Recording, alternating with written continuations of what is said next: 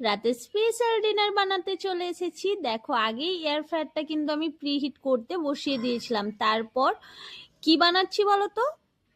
তোমরা নিশ্চয়ই থাম্বনেল দেখে বুঝেই গেছো কি বানাচ্ছি। তো দেখো এখানে টাইম সেট করে দিলাম। এরপর 30 মিনিটের বেশি লাগে, তবু আমি একবারেই ফাইনাল লুকটা তোমাদেরকে দেখাবো। তারপর দেখে বলো কেমন হয়েছে তন্দুরিটা। চিকেন তন্দুরি হোমমেড, ঠিক আছে? আর এত দেখেই টেস্টি লাগছিল, মানে টেস্ট তো দারুণ। বাড়িতে বানিয়ে খেলে তো যেটা হয় আর কি। তো সঙ্গে নিয়েছি শসা, পেঁয়াজ আর তন্দুরি। চিকেন তন্দুরির 2টো লেগ পিস আছে। এটা দিয়েই আজকে আমাদের ডিনার হবে, অন্য কোনো কিছু খাবো না। তো টেস্ট কিন্তু দারুণ হয়েছিল। আমরা বেসিক্যালি বাইরের জিনিসটা খুব একটা খাই না, বাইরের খাবার। যে কারণে আমরা বাইরের খাবারগুলোই বাড়িতে বানিয়ে খেতে পছন্দ করি বেশি। আমরা দুজনেই এইরকম। আর লেবুটা চিপতে ভুলে গেছিলাম, যে কারণে লেবুও চিপে নিলাম।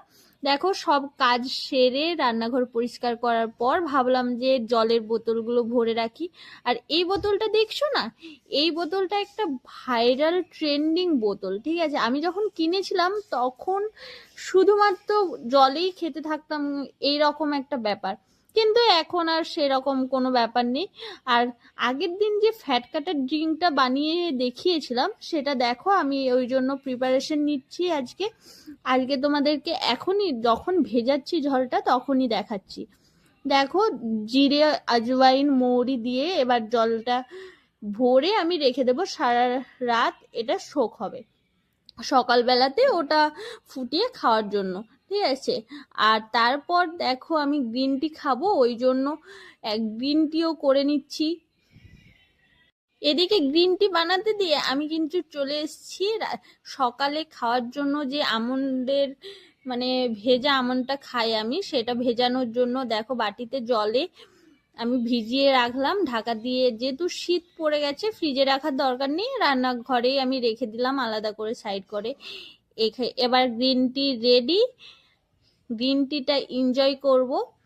আর সবাইকে গুড নাইট, সবাই ভালো থেকো। রাতের ভিউটা দেখাচ্ছি, পুরো শুনশান, রাস্তাতে কোনো লোক নেই, দারুণ ঠান্ডা ঠান্ডা আমেজ। তো সবাই ভালো থেকো, রাধে রাধে।